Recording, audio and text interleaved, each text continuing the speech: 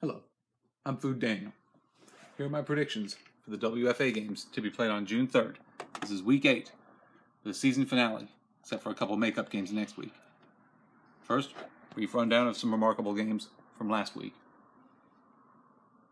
Of course, the DC Divas beating the Pittsburgh Passion 35-34 in overtime in the presence of NFL films. Gotta love that. Hell of a game, just like everybody expected, in the presence of NFL films. Great stuff. The Atlanta Phoenix beat the Carolina Phoenix 36-26. I'm glad of that because I predicted Atlanta to win even though they lost their first matchup. So, both of you change your names. The Flint City Riveters proved me wrong. I predicted they'd lose to the Cincinnati Sizzle. They beat them 40-28. They showed me.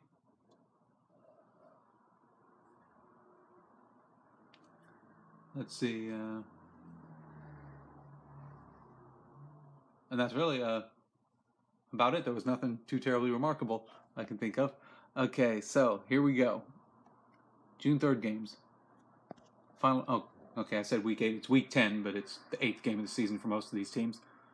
Okay, here we go. Philadelphia Phantoms, the Boston Renegades. Boston's got this. New York Sharks, the Montreal Blitz. Did they meet up earlier? I want to say they did. Let's take a look. Yes, they met in week 3. Montreal won 32-8. Okay, no reason to expect Montreal can't do that again. Especially because this one's in Montreal. So, I predict Montreal. There you go. DC Divas, the Atlanta Phoenix. Okay, the DC seems to have their swagger back. Atlanta will put up some points. It'll be close. This will be a good close game, but I expect DC to win. Could be wrong, though. I mean, this is unusual for a team outside of the Southeast to be going into the Southeast to play. And that's going to be a lot of fun. In fact, if I could teleport, that's probably the game I'd go to. I expect DC to win, but I expect it to be real close. Baltimore Nighthawks to Keystone Assault. I expect Baltimore to win. New England Nightmare at the Maine Mayhem. Maine Mayhem will win. Okay, Maine Mayhem. They'll be a contender for the Tier 3 title. They certainly will.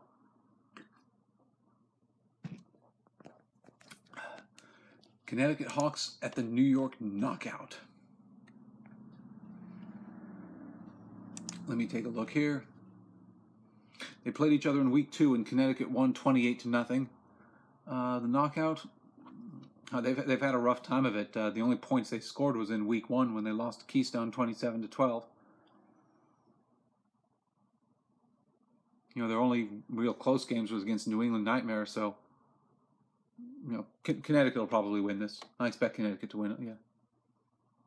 Hang in there, Knockout. Hang in there. Richmond Black Widows at the Hampton Roads Lady Gators. All right, the 2 Virginia teams going at it. What in the world? When I click on Hampton Roads Lady Gators, it says invalid data in the selected field. What in the world? Okay, Black Widows, can you give me something? There we go. They met in week 3, and the Black Widows won 14-6. Okay, this could be fun then. I expect the Black Widows to win. They don't seem to have too much trouble putting up points unless they're playing, you know, one of the Tier 2 teams like Carolina or the New York Sharks. Lady Gators have only scored 2 touchdowns all season. One of them was good enough. Excuse me, that's not right. They had 2 games where I'm all screwed up.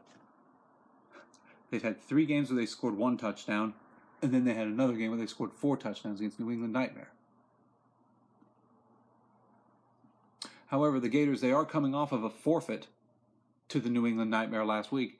Now, maybe it's because they couldn't travel that far, or maybe there was a roster issue. Whatever the case, I do expect Richmond to win. I expect Richmond to win. Pittsburgh Passion at the Columbus Comets. I expect Pittsburgh to win, but you know how I feel about my Columbus Comets. Oh, by the way, to the anonymous somebody who complained about why you hating on the Passion, hey guy, get a clue. Just because I predict a team will lose doesn't mean I hate the team. Pull up your diaper and grow up, for Christ's sake. Toledo rain at the Flint City Riveters. This might be neat. The Flint City Riveters have been a very pleasant surprise this year. After the first season where I think they forfeited half of their games and didn't win any of them, this year they've got 3 wins. Now, they played the Toledo Rain in week 2, and Toledo won 15-0. You know, a surprisingly close game. It was surprising back then.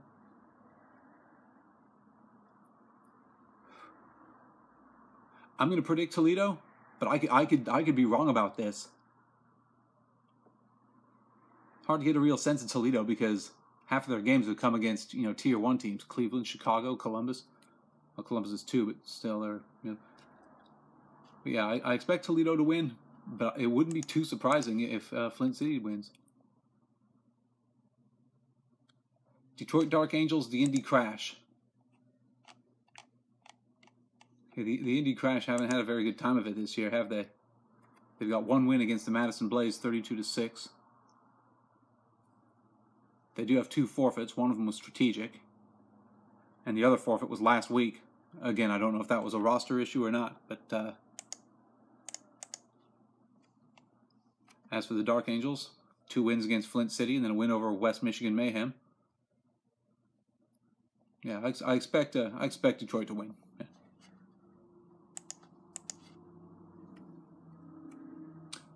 West Michigan Mayhem at the Cleveland Fusion. Cleveland Fusion will win that game, but West Michigan might keep it interesting. Cleveland's a good team. I like Cleveland. West Michigan, they've had some close games. Beat Indy by 1, beat Flint City by 7. Last week they lost to Madison by 8. But Cleveland, you know, this is, with the exception of their forfeit loss to Chicago Forest, this will be the toughest game West Michigan's had all year. I expect Cleveland to win.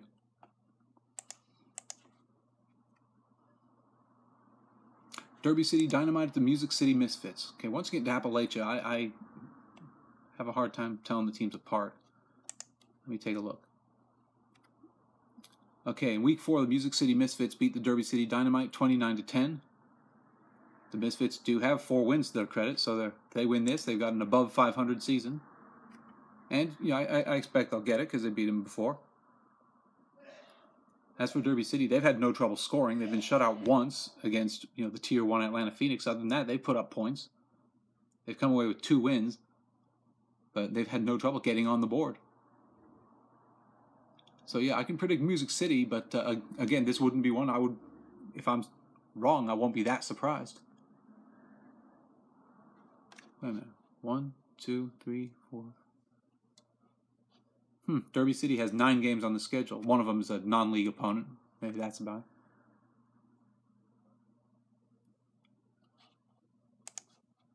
it. See, I can tell I'm boring the piss out of you, and I know why that is, because, you know, the last week of the season, these predictions I'm making, I'm pretty much basing on how they do when they faced each other earlier in the year. I know that's not quite as interesting as it could be. But, you know, what do you want me to do? Not make predictions? Okay, Carolina Phoenix win by forfeit over the South Carolina Smash. Still, the Smash got to feel good about yourself. First season, you know, you got yourself a win. I have no idea what your crowds were like, but I hope they were good and loud and huge. And I certainly hope you'll be around next year, yes. Okay, Huntsville Tigers. It's listed as Okay, Cincinnati Sizzle at the Huntsville Tigers is listed as a forfeit, but I'm assuming it's the Tigers that forfeited it to the Sizzle. Let's see how the Sizzle do in the playoffs. It's going to be interesting. Tennessee Train had a game against a non-league opponent. It's been forfeited. I don't know who forfeited because I don't know who the other team is. Okay, to Florida. The Orlando Anarchy at the Tampa Bay Inferno. Well, even with the Anarchy notching their first loss of the season last week, they're still the feel-good story of the year. But I'm afraid they probably won't win this one either. It's Tampa Bay. Again, they're the best team in Florida. still, Orlando's got to be looking forward to going to the playoffs for the first time ever. Yes. Okay, a couple more forfeits. The Jacksonville Blues win by forfeit over the Daytona Wave Runners, and the Minnesota Vixen win by forfeit over the Minnesota Machine. There's another frustrating thing about the last week of the season. Roster attrition has whittled some teams down to nothing. Here's a very interesting game. I'm not sure it'll be very close, but it'll be interesting. The best team in Tier 2, the St. Louis Slam, traveling to Chicago to play who I still think is the best team in Tier 1, the Chicago Force. I expect Chicago to win by between 2 or 3 touchdowns. It'll be very interesting to see what happens. For the Slam, you might be thinking of this as a statement game, but to me it's a statement that's already been made. You know, the Slam statement is that they deserve to be in Tier 1. I'm already convinced that they deserve to be in Tier 1. Hey, if they lose this game, 40-10, I still say they belong in Tier 1. They might surprise me, but no, I expect the Force to win, by 2 or 3 touchdowns. Kansas City Titans at the Madison Blaze.